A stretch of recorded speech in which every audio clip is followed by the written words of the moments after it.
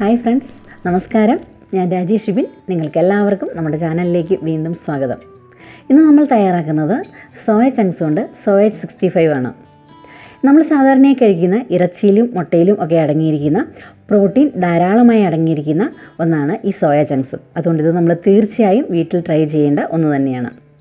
അപ്പോൾ വീഡിയോയിലോട്ട് കിടക്കുന്നതിന് മുമ്പ് നിങ്ങൾ എൻ്റെ ചാനൽ സബ്സ്ക്രൈബ് ചെയ്തിട്ടില്ലെങ്കിൽ ദയവായി സബ്സ്ക്രൈബ് ചെയ്യുക. അതുപോലെ തന്നെ വീഡിയോ മുഴുവനായി കണ്ടതിന് ശേഷം നിങ്ങൾക്ക് ഇഷ്ടപ്പെടുവാണെങ്കിൽ ലൈക്ക് ചെയ്യുക, ഷെയർ ചെയ്യുക. അപ്പോൾ ഇനി വീഡിയോ കാണാം. സോയ 65 ഉണ്ടാക്കുന്നതിന് വേണ്ടി ഞാനിവിടെ 100 ഗ്രാം സോയ ചങ്ക്സ് എടുത്തിട്ടുണ്ട്.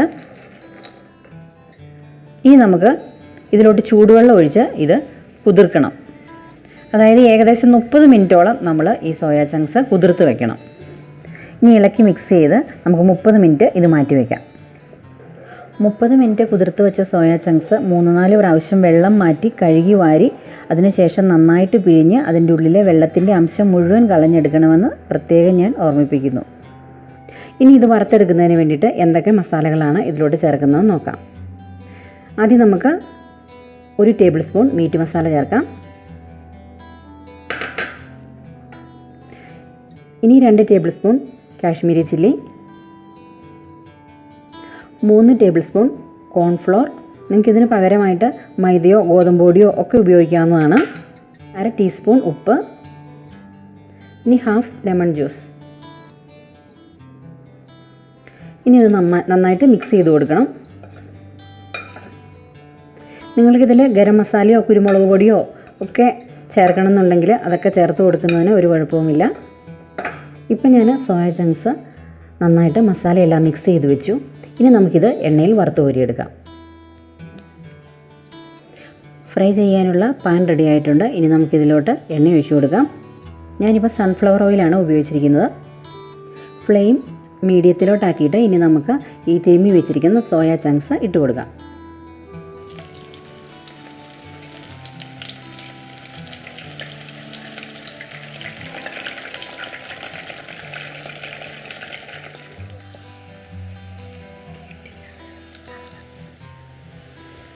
ഇടയ്ക്കിടെ നന്നായി ഇളക്കി കൊടുക്കുക.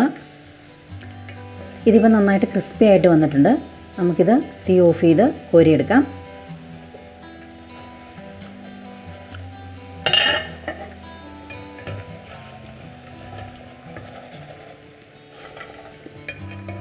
എനിക്കിത് വറുത്ത് കോരാൻ 10 മിനിറ്റോളം സമയം എടുത്തിട്ടുണ്ട്. നമ്മളിപ്പോൾ സോയ ചങ്ക്സ് എല്ലാം വറുത്ത് കോരിയെടുത്തു. സോയ ചങ്ക്സിൻ്റെ കൂട്ടത്തിൽ ചേർക്കുന്നതിന് വേണ്ടിയിട്ട് ഞാനൊരല്പം സവോളയും കൂടി വറുത്തെടുക്കുന്നുണ്ട്. സവോളയുടെ കൂട്ടത്തിൽ ഇത് കഴിക്കുമ്പം നല്ല ടേസ്റ്റാണ്.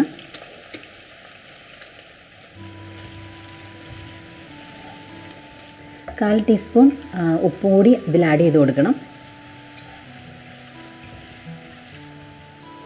ഇനി നമുക്ക് 3-4 പച്ചമുളക് നടുവേ കീറി വെച്ചിരിക്കുന്നത് ഇട്ട് കൊടുക്കാം. ഇത് നമുക്ക് കോരി എടുക്കാറാകുമ്പം കുറച്ച് കറിവേപ്പില കൂടി ഇതിലോട്ട് ചേർത്ത് കൊടുക്കാം.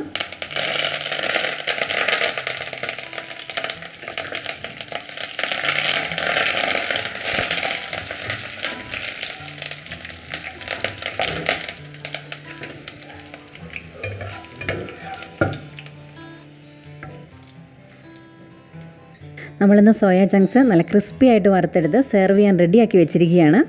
അപ്പോൾ ഇത് വെജിറ്റേറിയൻസൊക്കെ തീർച്ചയായിട്ടും ട്രൈ ചെയ്യേണ്ട ഒരു വിഭവമാണ്. കാരണം ഇതിനകത്ത് ധാരാളം പ്രോട്ടീൻ അടങ്ങിയിട്ടുണ്ട്. അപ്പോൾ നിങ്ങൾക്കെല്ലാവർക്കും എൻ്റെ വീഡിയോ ഇഷ്ടപ്പെട്ടു എന്ന് കരുതുന്നു. നിങ്ങളെല്ലാവരും വീട്ടിൽ തീർച്ചയായിട്ടും ട്രൈ ചെയ്യണം. അപ്പോൾ പുതിയ വീഡിയോയിൽ നമുക്ക് വീണ്ടും കാണാം.